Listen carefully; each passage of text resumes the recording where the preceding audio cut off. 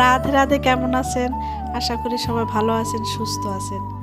সকাল সকাল ঘুম থেকে উঠে স্নান সেরে ছাদে চলে আসলাম।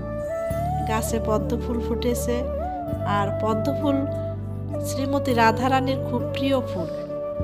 সে পদ্ম ফুলে খুব সন্তুষ্ট হয়।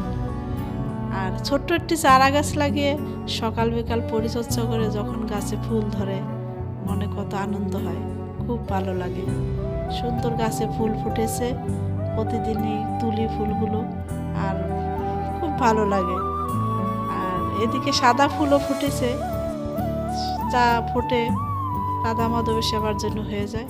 সাদা ফুলগুলো তুলে নেব। আর সবাই ভালো থাকবেন, সুস্থ থাকবেন।